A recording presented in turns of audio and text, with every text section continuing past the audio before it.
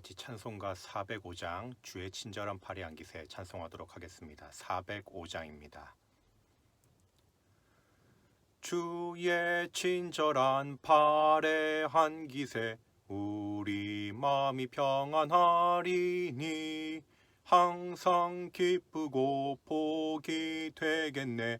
영원하신 팔의 안기세 주의 팔에 그 크신 팔의 안기세 주의 팔에 영원하신 팔의 안기세 날이 갈수록 주의 사랑이 두루 광명하게 비치고 천성 가는 길 편히 가리니 영원하신 팔의 안기세 주의 팔에 그 크신 팔의 안기세 주의 팔에 영원하신 팔의 안기세 주의 보좌로 나아갈 때에 기뻐 찬미 소리 외치고 겁과 두려움 없어지리니 영원하신 팔의 안기세 주의 팔에 그 크신 팔의 안기세 주의 팔에 영원하신 팔의 안기세 아멘. 나는 전능하신 아버지 하나님 천지의 창조주를 믿습니다. 나는 그의 유일하신 아들 우리 주 예수 그리스도를 믿습니다. 그는 성령으로 잉태되어 동정녀 마리아에게서 나시고 본디오 빌라도에게 고난을 받아 십자가에 못 박혀 죽으시고 장사된 지 사흘 만에 죽은 자 가운데서 다시 살아나셨으며 하늘에 오르시어 전능하신 아버지 하나님 우편에 앉아 계시다가 거기로부터 살아있는 자와 죽은 자를 심판하러 오십니다.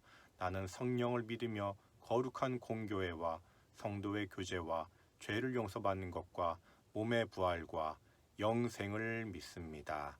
아멘. 오늘 우리에게 주시는 하나님의 말씀은 역대하 33장 1절부터 25절까지의 말씀입니다.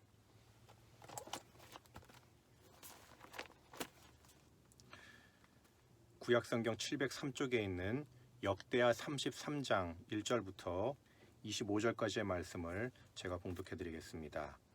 므낫세가 왕위에 오를 때의 나이가 12세라 예루살렘에서 55년 동안 다스리며 여호와 보시기에 악을 행하여 여호와께서 이스라엘 자손 앞에서 쫓아내신 이방 사람들의 가증한 일을 본받아 그의 아버지 히스기야가 헐어버린 산당을 다시 세우며 바알들을 위하여 제단을 쌓으며 아세라 목상을 만들며 하늘의 모든 이럴 성신을 경배하여 섬기며 여호와께서 전에 이르시기를 내가 내 이름을 예루살렘에 영원히 두리라 하신 여호와의 전에 제단들을 쌓고 또 여호와의 전 두 마당에 하늘의 일월 성신을 위하여 제단들을 쌓고 또 흰놈의 아들 골짜기에서 그의 아들들을 불 가운데로 지나가게 하며 또 점치며 사술과 요술을 행하며 신접한 자와 박수를 신임하여 여호와 보시기에 악을 많이 행하여 여호와를 진노하게 하였으며 또 자기가 만든 아로새긴 목상을 하나님의 전에 세웠더라.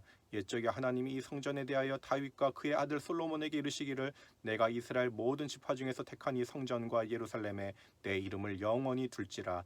만일 이스라엘 사람이 내가 명령한 일들 곧 모세를 통하여 전한 모든 율법과 율례와 규례를 지켜 행하면 내가 그들의 발로 다시는 그의 조상들에게 정하여 준 땅에서 옮기지 않게 하리라 하셨으나 유다와 예루살렘 주민이 므낫세의 꾀임을 받고 악을 행한 것이 여호와께서 이스라엘 자손 앞에서 멸하신 모든 나라보다 더욱 심하였더라. 여호와께서 므낫세와 그의 백성에게 이르셨으나 그들이 듣지 아니하므로 여호와께서 아수르 왕의 군대 지휘관들이 와서 치게 하심에 그들이 므낫세를 사로잡고 쇠사슬로 결박하여 바벨론으로 끌고 간지라. 그가 환난을 당하여 그의 하나님 여호와께 간구하고 그의 조상들이 하나님 앞에 크게 겸손하여 기도하였으므로 하나님이 그의 기도를 받으시며 그의 간구를 들으시사 그가 예루살렘에 돌아와서 다시 왕위에 앉게 하심에 므낫세가 그제서야 여호와께서 하나님이신 줄을 알았더라. 그 후에 다윗성 박기온 서쪽 골짜기 안에 외성을 쌓되 어문 어기까지 이르러 오벨을 둘러 매우 높이 쌓고 또 유다 모든 견고한 성읍에 군대 지휘관을 두며 이방 신들과 여호와의 전에 우상을 제거하며 여호와의 전을 건축한 사내와 예루살렘에 쌓은 모든 제단들을 다 성 밖에 던지고 여호와의 제단을 보수하고 화목제와 감사제를 그 제단 위에 드리고 유다를 명령하여 이스라엘 하나님 여호와를 섬기라 하매 백성이 그의 하나님 여호와께만 제사를 드렸으나 아직도 산당에서 제사를 드렸더라. 므낫세의 남은 사적과 그가 하나님께 한 기도와 선견자가 이스라엘 하나님 여호와의 이름으로 권한 말씀은 모두 이스라엘 왕들의 행장에 기록되었고 또 그의 기도와 그의 기도를 들으신 것과 그의 모든 죄와 허물과 겸손하기 전에 산당을 세운 곳과 아세라 목상과 우상을 세운 곳들이 다 호세의 사기에 기록되니라. 므낫세가 그의 열조와 함께 누움에 그의 궁에 장사되고 그의 아들 아몬이 대신하여 왕이 되니라. 아몬이 왕위에 오를 때에 나이가 22세라 예루살렘에서 2년 동안 다스리며 그의 아버지 므낫세의 행함같이 여호와 보시기에 악을 행하여 아몬이 그의 아버지 므낫세가 만든 아로새긴 모든 우상에게 제사하여 섬겼으며 이 아몬이 그의 아버지 므낫세가 스스로 겸손한같이 여호와 앞에서 스스로 겸손하지 아니하고 더욱 범죄하더니 그의 신하가 반역하여 왕을 궁중에서 죽임에 백성들이 아몬 왕을 반역한 사람들을 다 죽이고 그의 아들 요시야를 대신하여 왕으로 삼으니라. 아멘. 다 같이 합심해서 기도하겠습니다. 우리 서울교회를 위해서 기도하실 때 먼저 박노철 담임 목사님의 영육간의 강건함과 성령 충만함 위해서 늘 기도해 주시고 주님의 말씀과 능력으로서 광야 공동체를 이끌어 가시기에 부족함이 없으시도록 날마다 주님께서 새 힘을 공급해 주시기를 기도해 주시길 바랍니다. 또한 우리 광야 공동체가 겪고 있는 모든 상황 속에서 주님의 말씀과 성령 충만함으로 주님 인도하심의 길을 따라갈 수 있도록 기도해 주시길 바랍니다.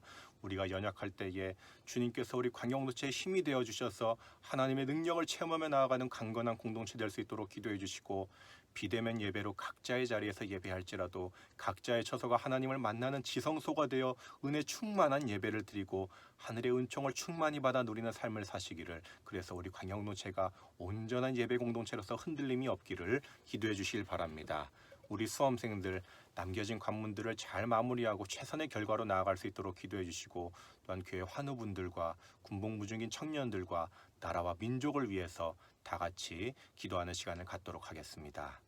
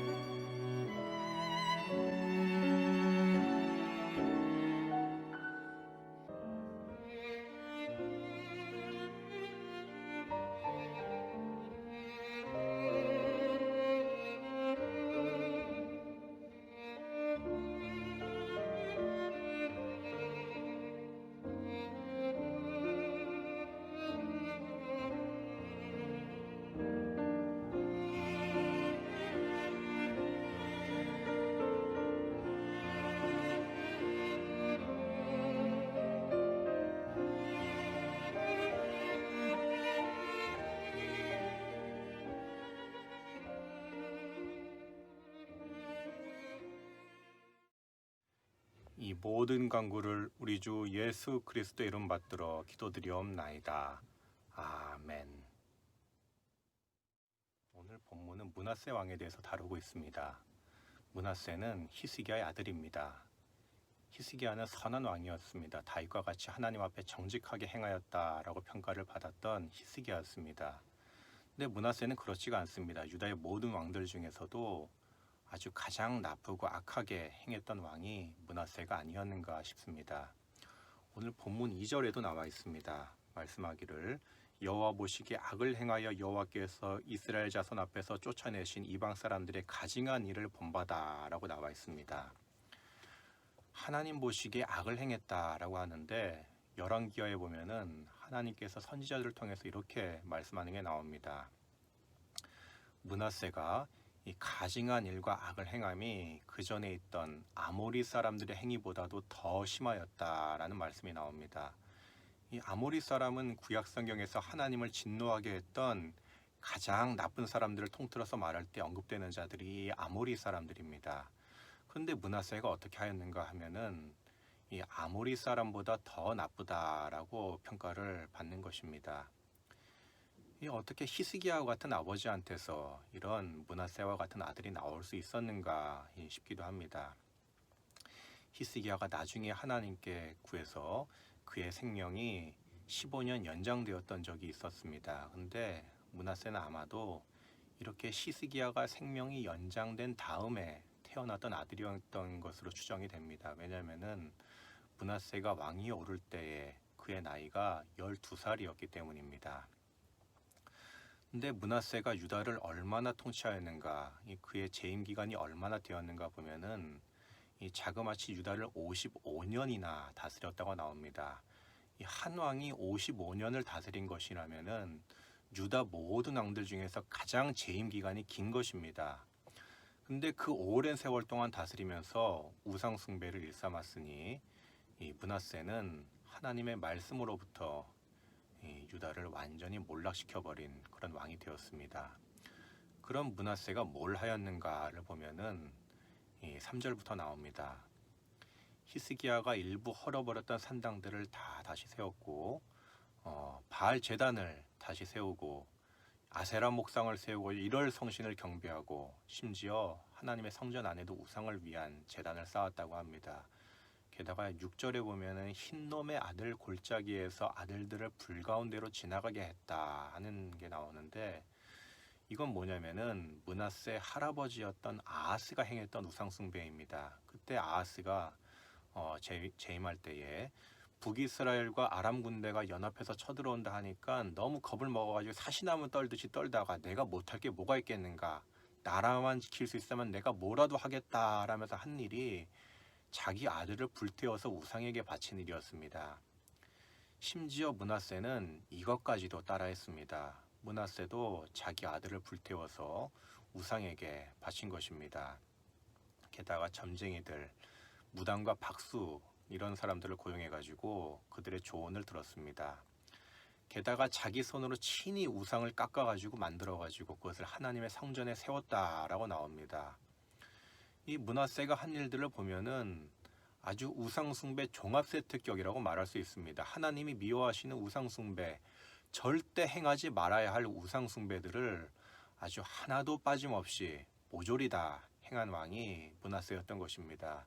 근데 그것을 혼자만 하면 그나마 그랬구나 할 터인데 므낫세는 그러지도 않았습니다. 9절에 보면 말씀하기를 유다와 예루살렘 주민이 므낫세의 꾀임을 받고 악을 행한 것이 여호와께서 이스라엘 자손 앞에서 멸하신 모든 나라보다 더욱 심하였더라 라고 이렇게 말씀이 나옵니다. 므낫세는 백성을 꼬드겨가지고 그들도 우상숭배를 하도록 만들었습니다. 그가 악한 일들을 참 많이 행했지만 이게 가장 악한 게 아니었는가 싶기도 합니다. 하와도 선악과를 먹고는 그것을 아담에게도 건넜습니다. 이 므낫세도 자신이 우상숭배를 하고는 백성들도 자신과 함께 죄를 짓게 만들었습니다. 그래서 그가 어떻게 되었는가? 함께 우리 10절 말씀 읽도록 하겠습니다. 여호와께서 므낫세와 그의 백성에게 이르셨으나 그들이 듣지 아니하므로. 하나님께서는 경고하셨습니다. 여호와께서 므낫세와 그의 백성에게 이르셨으나라고 하는데 누구를 통해서 말씀하셨다는 나와 있지 않습니다. 하나님께서 택하신 선지자를 통해서 므낫세에게 계속해서 경고하셨을 것입니다. 근데 그 선지자 중에는 우리가 아는 사람도 있습니다. 이사야 선지자입니다. 이사야는 아버지 히스기야 때에도 활동했던 선지자입니다. 그런데 이사야가 어떻게 죽는가?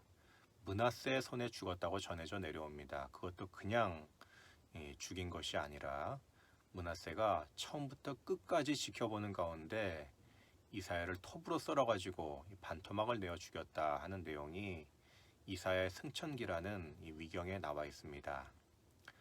하나님의 말씀을 전하는 그의 말을 듣는 것이 아니라 오히려 증오와 분노에 가득 차서 이사야를 아주 잔혹하게 죽인 것입니다. 그래서 결국에는 어떻게 되었는가 하면은 여기서 극적인 내용이 11절에 나오기 시작합니다. 하나님께서 손을 들으셔서 그를 치신 것인데 어떻게 치셨는가 하면은 이 아수르의 군대 지휘관들이 와가지고 그를 사로잡고 결박해서 이 바벨론으로 끌고 갔다고 합니다. 여기서 이 사로잡고에 해당하는 히브리어 단어를 보면은 이 단어가 성경에서 여기에만 쓰였다고 합니다. 근데 그 단어의 원형이 무슨 뜻이냐면은 뾰족한 갈고리라는 이 뜻이 있다고 합니다. 이게 무슨 뜻이냐면은 소를 끌고 가듯이 므낫세의 코를 꿰어가지고 그를 잡아 끌고 갔다라는 그런 뜻입니다. 이게 말로만 그런 것이 아니라 그 당시 아수르의 유적들을 보면은 포로들을 잡아갈 때 그들이 이렇게 코에 갈고리를 꿰어가지고 끌고 가는 그런 모습이 있었다라는 그런 자료들이 있습니다. 므낫세가 그렇게 끌려간 것입니다. 왕의 아들로 태어나서 한 번 험한 일을 당해본 적도 없는 그가 마치 동물 끌려가듯이 그렇게 이방 나라로 끌려가게 되었습니다. 이것은 므낫세가 한 번도 경험했던 적이 없는 아주 충격적인 일이었을 것입니다. 근데 이렇게 완전히 막장에 이르게 된 므낫세가 어떤 생각을 하게 되었는가? 여기 므낫세를 보면 꼭 탕자를 떠올리게 하는 부분도 있습니다. 이 험한 일을 겪어본 적이 없는 아버지의 아들이 아버지를 떠나 살겠다고 하더니 결국에는 돼지나 치다가 굶어 죽게 되는 비참한 운명에 처하는 것이 이 탕자였습니다. 그 비참한 막장에 이르러서야 내가 아버지께로 돌아가리라 마음을 먹었었습니다. 근데 므낫세도 마찬가지입니다. 이 짐승처럼 이방 나라에 끌려간 다음에야 거기서 하나님을 기억하기 시작했습니다. 우리 다 같이 본문 12절과 13절 말씀을 읽도록 하겠습니다. 그가 환난을 당하여 그의 하나님 여호와께 간구하고 그의 조상들의 하나님 앞에 크게 겸손하여 기도하였으므로 하나님이 그의 기도를 받으시며 그의 간구를 들으시사 그가 예루살렘에 돌아와서 다시 왕위에 앉게 하심에 므낫세가 그제서야 여호와께서 하나님이신 줄을 알았더라라고 이렇게 말씀하고 있습니다. 그가 막장에 다다랐을 때 하나님께서는 정말로 탕자의 아버지처럼 그를 받아주신 것입니다. 므낫세가 하나님 앞에 겸손하여서 간구하자 그의 간구를 들어주시고 예루살렘으로 복귀하여서 다시 왕위에 앉게 해주신 것입니다. 그 다음부터 므낫세는 그의 마음을 하나님께로 향하고 모든 우상들을 몰아내기 시작합니다. 14절부터 쭉 나오는 내용들을 보면은 먼저 이방의 침입을 막고자 성벽을 높이 쌓았고 그 다음에는 모든 우상들을 내다 버리기 시작했다라고 나옵니다. 이 여호와 하나님께 제단을 쌓아서 하나님을 예배하고 이 유다 사람들에게도 그렇게 행하도록 알렸으나 그게 잘 되지는 않았습니다. 이미 약 한 50년간 우상 숭배를 해왔던 것이 백성들의 몸에 다 배어가지고 백성들이 그들의 삶에서 우상 숭배를 쉽게 떨쳐내지는 못한 것입니다. 사실 잘 보면은 므낫세가 자기 마음을 하나님께로 돌이키는 했어도 우상을 몰아내는 데에는 그리 열심히 아니었던 그런 모습을 보게 되기도 합니다. 므낫세가 성전에서 우상 신상들을 다 꺼내다가 버렸다 하긴 하더라도 그냥 버리는데 그쳐서는 안 됩니다. 우상을 완전히 빻아가지고 가루로 만들어서 버렸어야 합니다. 근데 그렇게 하지 않고 그냥 밖에 내다 버리기만 하니까 나중에 어떤 일이 있었는가 하면은 나중에 이 므낫세 아들 아몬이 왕이 되어가지고 그 내다버렸던 우상들을 다시 주워다가 섬기기 시작하는 그런 일이 나타납니다. 이 우상들을 척결하는 데 있어서 므낫세가 제대로 하지 못했던 것입니다. 게다가 백성들은 여전히 산당에서 우상 숭배를 하는데 그것도 뿌리 뽑지를 못했습니다. 그러니까 므낫세가 죽은 다음에 이 그의 아들 아몬이 왕이 되어서는 그대로 이 우상 숭배들이 부활을 해버립니다. 아몬은 생전에 아버지가 이 우상 숭배를 하던 것을 그대로 본따가지고 아버지가 내다 버렸던 우상을 다시 주워다가 그것을 섬기고 심지어 이 므낫세보다 더욱 범죄하였다라고 이렇게 말씀에 나와 있습니다. 그래서 이 므낫세의 아들 아몬, 이 악한 왕은 어떻게 되었는가 하면은 자기 신하들의 손에 죽게 되는 것이 또 오늘 본문에 나옵니다. 그래서 아몬이 죽고 새로 나타난 왕이 있는데 그게 누구인가 하면은 이 요시야가 마침내 등장을 합니다. 전에도 말씀드렸지만 요시야는 히스기야와 더불어서 가장 하나님 앞에 신실하게 또 선하게 행했던 왕입니다. 이제 다음 본문이 되긴 하겠지만 이 요시야는 나라에서 우상들을 다 몰아내고 엄청난 종교개혁을 일으키기에 이릅니다. 우상 재단들을 무너뜨리고 우상을 그냥 내다버리는 게 아니라 빻아가지고 가루를 내버리고 또 모세의 율법책을 발견해가지고 그 말씀대로 행하고 이 유월절을 시행하고 할 수 있는 선한 일들을 다 행한 것입니다. 므낫세가 악한 일을 종합 세트로 행했다 한다면은 요시야는 선한 일을 종합 세트로 행했다라고 할 수 있습니다. 그래서 유다가 다윗 왕조 때 누렸던 그 평화와 번영의 시대로 다시 나아가게 되는가 하면 그렇지는 못합니다. 이 므낫세 때부터 만연했던 죄악이 너무나도 컸기 때문에 온전히 회복하지 못하고 결국에는 유다가 바벨론에 멸망당하고 말게 되는 것입니다. 이 용어 중에서 point of no return이라는 말이 있는데 뭐 비행기를 탈 때 보게 되는 경우도 있고 아니면 무슨 계약을 맺거나 할 때도 이렇게 쓰는 말이기도 합니다. 무슨 뜻이냐면은 이 지점을 넘어서면은 다시 되돌아가는 것이 불가능하다라는 그런 뜻으로 쓰이는 말입니다. 근데 지금 이 말을 왜 드리냐면은 유다가 지금 이 point of no return을 넘어선 셈입니다. 이 므낫세는 엄청난 죄악을 행하다가도 하나님 앞에 겸비하고 죄악으로부터 돌이키기는 했지만 이것이 이미 너무 늦었습니다. 자신이 권했던 우상 숭배가 백성들 사이에 너무 만연하게 돼가지고 자신은 돌이키긴 했었어도 백성들까지 돌이키게 하지는 못했던 것입니다. 그러자 이 나라의 운명도 돌이키지 못하게 되었습니다. 그러니까 오늘 말씀의 교훈은 무엇인가? 너무 늦기 전에 돌이켜야 한다라는 점을 우리가 기억해야 합니다. 우리 성도님들께서는 늘 하나님 안에 거하시면서 이 넘지 말아야 할 선을 넘는 일이 결코 없이 늘 신실한 하나님의 백성으로 살아가시기를 주님의 이름으로 간절히 축원합니다. 기도하겠습니다.